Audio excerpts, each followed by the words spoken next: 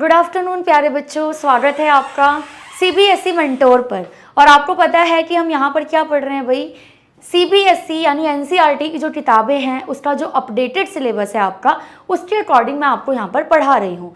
आज जो हम पढ़ने जा रहे हैं क्या, क्लास 6 एसएसटी और चैप्टर नंबर 3 जो हम पढ़ेंगे हिंदी में। सेम मैंने जो चैप्टर है इंग्लिश मीडियम में भी पढ़ाया हुआ है, पर मुझे पता है कि बहुत से ऐसे बच्चे हैं हमारे सीबीएसई के स्कूल में जो हिंदी मीडियम से पढ़ते हैं, तो ये वीडियो बेटा उनके लिए है। और इंग्लिश मीडियम वाले बच्चों, अगर आपको इंग्लिश में कुछ समझने में दिक्कत होती है तो आप भी इस वीडियो को देख सकते हो। तो चैप्टर का जो नाम है ना बेटा, वो है भूमि आकृतियाँ और जीवन। यहाँ पर हम देखेंगे कि हमारी जो भूमि होती है, हमारी पृथ्वी है, यहाँ पे जो धरती है वो कितने तरह की होती है, कैसी होती है, ये सारी चीज़ें।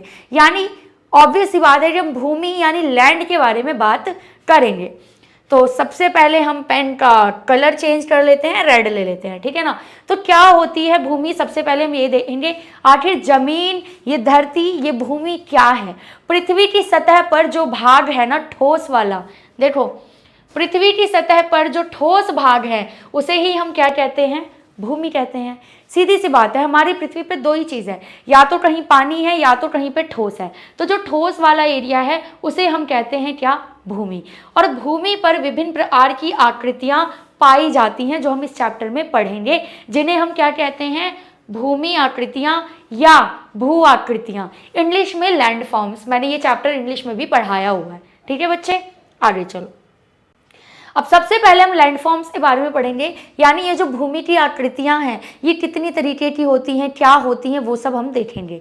तो सबसे पहली जो भू आकृति है वो है पहाड़। यानी एक जो आप भू आकृति देखोगे, जो शेप ऑफ लैंड है, जमीन का जो शेप है वो पहाड़ होता है। पहाड़ क्या होता है, ये ऊंचाई वाले स्थल को हम क्या बोलते हैं, पहाड़।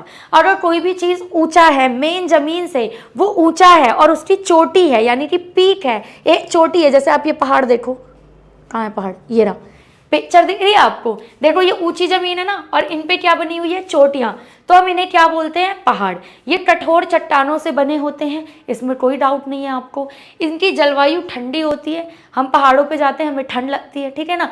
यहाँ पे पेड़ कौन से पाए जाएंगे ये भी याद रखना, देवदार, चीड़ जैसे पेड़ यहाँ पर पाए जाते हैं। इसके अलावा यहाँ पर लोग बागवानी, चराई और पर्यटन से अपना जीवन चलाते हैं।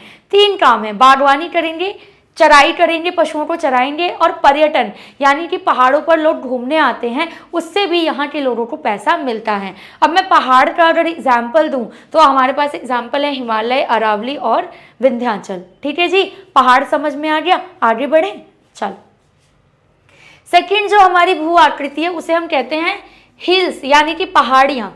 अब कहोगे मैडम पहाड़ और पहाड़ियों में क्या अंतर है। देखो जो बहुत ज़्यादा ऊंचे होते हैं वो होते हैं पहाड़, जो पहाड़ से थोड़े कम ऊंचे होते हैं वो होती है पहाड़ियाँ। है तो दोनों ही एक चीज़, बस पहाड़ों की जो ऊंचाई है वो ज़्यादा होती है और पहाड़ियों की ऊंचाई जो होती है वो थोड़ी कम होती है। लिखा है ना, पहाड़ों से कम ऊंचाई वाले ऊंचे स्थान को हम क्या बोलते हैं, पहाड़ी।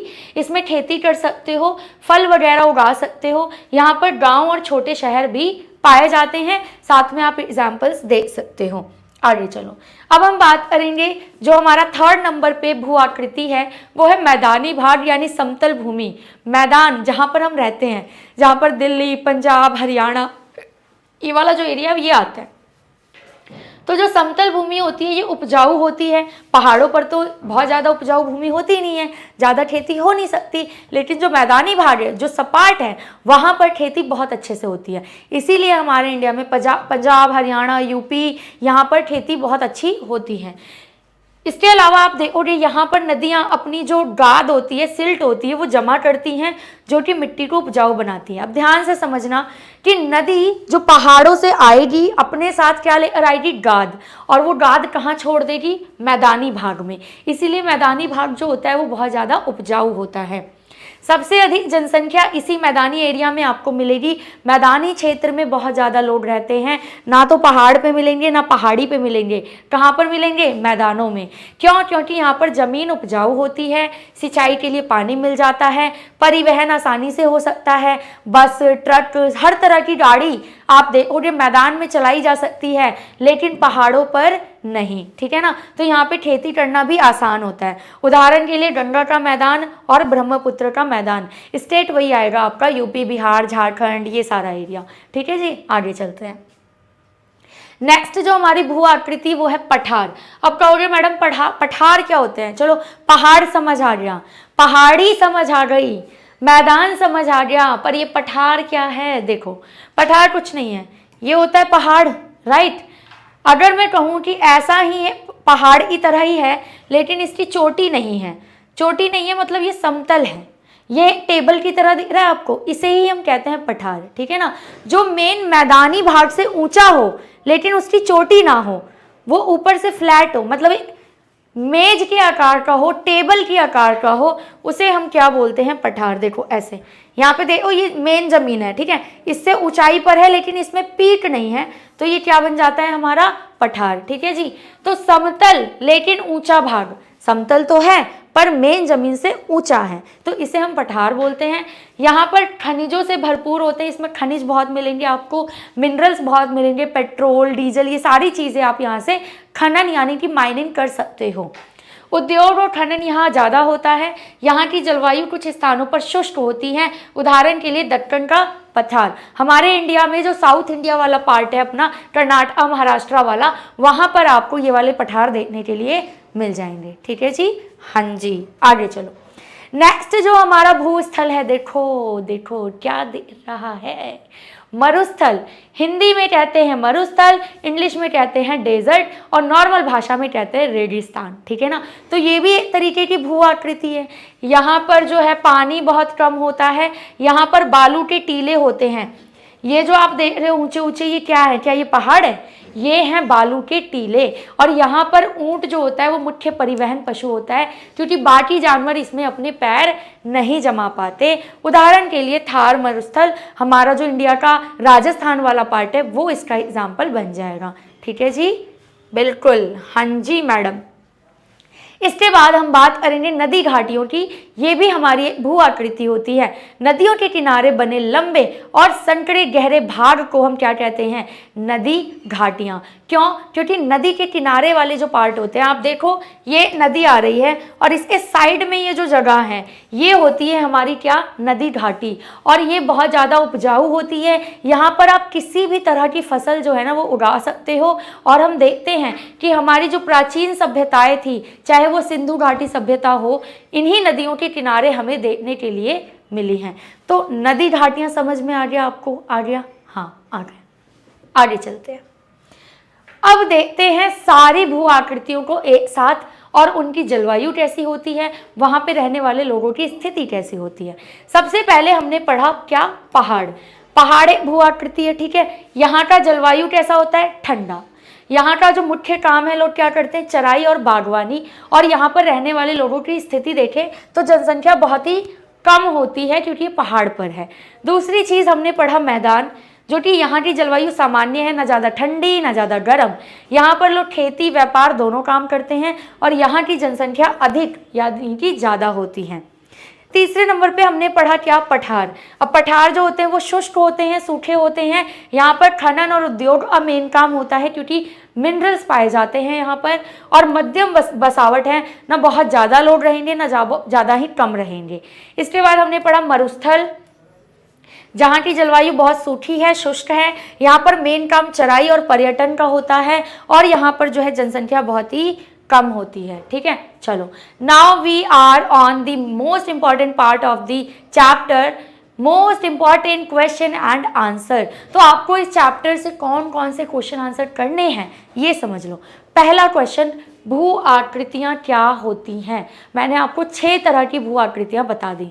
तो वही पृथ्वी की सतह पर पाई जाने वाली विभिन्न ऊंचाई, ठीक है, और आकार वाली संरचनाएं, जैसे पहाड़, मैदान, पठार, घाटियाँ, ये सब भू आकृतियाँ कहलाती हैं। इसमें कोई डाउट है? डाउट है इसमें?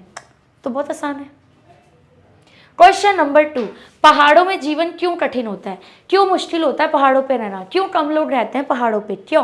क्योंकि पहाड़ों में जो जीवन है वो कठिन है, क्योंकि वहाँ का मौसम पहली बात तो ठंडा होता है, वहाँ की ज़मीन पथरीली होती है, ढलान होती है और यातायात के साधन भी कम होते हैं, बहुत ही कम गाड़ियाँ वहाँ पर चल पाती हैं। ठीक है, चलो क्वेश्चन नंबर 3 बड़ा ही इंपॉर्टेंट क्वेश्चन है, मैदानी भाग को रहने और खेती के लिए सबसे ज़्यादा अच्छा क्यों मानते हैं? जो मैदानी भाग है, क्वेश्चन ऐसे भी आ सकता है कि वहाँ पर जलवायु अच्छी है और जनसंख्या ज़्यादा क्यों होती है, ज़्यादा लोग वहाँ क्यों रहते हैं? क्योंकि मैदानी भाग सपाट होता है, यहाँ की ज़मीन उपजाऊ होती है, यहाँ पर सिंचाई के अच्छे साधन हैं, परिवहन भी आसान है, इसीलिए यह रहने और खेती के लिए सबसे अच्छी जो हमारी लैंडफॉर्म है वो मानी जाती हैं। आगे चलो, क्वेश्चन नंबर 4 की पठार क्या है, डायरेक्ट क्वेश्चन पूछा हुआ है। पठार एक ऊंचा और सपाट भूभाग होता है, ऊंचा लेकिन सपाट, ये है पठार। ठीक है, जो मैदानी भाग से ऊंचा और समतल होता है, यहाँ पर खनिज बड़ी मात्रा में आपको मिलते हैं, इसीलिए लोग यहाँ पर माइनिंग का काम करते हैं। क्वेश्चन नंबर 5, पठार मानव के लिए क्यों जरूरी है भाई? अब हमने कहा भाई पठार जो है वो क्यों है, और कुछ काम वाम है या नहीं है? है। पठार उपयोगी है क्यों? क्योंकि यहाँ से हमें कोयला, लोहा और अन्य खनिज पाए जाते हैं जो उद्योग और खनन के लिए ज़रूरी हैं। तो आप देखो हर तरह की भू आकृति हमारे लिए ज़रूरी है, चाहे वो पहाड़ हो, पठार हो, हमारे लिए मैदान हो, रेगिस्तान हो, हर चीज़ ज़रूरी है।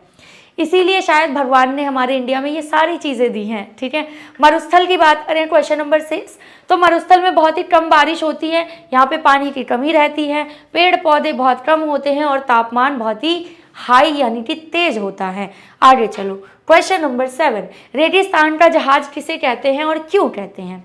बड़ा ही सिंपलेस्ट क्वेश्चन है कि रेगिस्तान का जहाज कहा जाता है किसको? ऊंट को, क्योंकि ऊंट ही वो जानवर है जो रेगिस्तान में भी अपने पैर रेत में जमा पाता है। और क्यों कहते हैं? क्योंकि ये पानी के बिना भी लंबे समय तक चल सकता है और मरुस्थल में यात्रा करने में ये सहायक होता है। आपका घोड़ा, आपका कुत्ता रेगिस्तान में नहीं चल पाएगा। क्वेश्चन 8, नदी घाटी में सभ्यताएं क्यों विकसित हुई? भाई पुराने टाइम की जो सिविलाइजेशंस थी, चाहे वो सिंधु घाटी सभ्यता हो या इसी को हम कहते हैं हड़प्पा सिविलाइजेशन, तो वो नदियों के ही किनारे क्यों आई? क्यों? क्योंकि नदी घाटी की मिट्टी उपजाऊ होती है और पानी आसानी से मिलता है, इसीलिए पुरानी जितनी भी सभ्यताएं हैं वो घाटियों के किनारे ही विकसित हुई। आ रहा है समझ में चैप्टर? देखो कितना आसान है। आगे चलो, क्वेश्चन नंबर 9, पहाड़ी क्षेत्रों में कौन से पेड़ उगाए जाते हैं? मैंने अभी चैप्टर पढ़ाते हुए बताया आपको कि पहाड़ी क्षेत्रों में चीड़, देवदार और ओक, ये 3 पेड़ हैं जो उगाए जाते हैं या उगते हैं अपने आप। Question number 10 and the last question of the chapter is कि भू आकृतियाँ हमारे जीवन को किस प्रकार प्रभावित करती हैं? कि जो पहाड़ है, पठार है, रिवर वैलीज है, रेगिस्तान है, इनसे हमारी लाइफ में क्या फर्क पड़ रहा है? देखो, भू आकृतियाँ जो है वो जलवायु, खेती, आवास, पशुपालन, परिवहन और लोगों के जीवन शैली को प्रभावित करती है। जैसे पहाड़ों में ठंडा मौसम और चराई होती है, जबकि मैदानी भाग में खेती और व्यापार होता है। इट मीन आप जैसी भू आकृति में रहोगे, आपका काम भी वैसा ही होगा, आपका जीवन भी वैसा ही होगा। तो चैप्टर यहाँ पे एंड होता है। मैंने आपको पूरा चैप्टर समझा दिया, प्लस चैप्टर के इंपॉर्टेंट क्वेश्चन आंसर भी करा दिए। आई होप कि आपको समझ में आया होगा। हिंदी मीडियम वालों टेंशन नॉट, आपके लिए हिंदी में भी क्लासेस अवेलेबल कराई जाएंगी। ठीक है जी, चलो बाय बाय।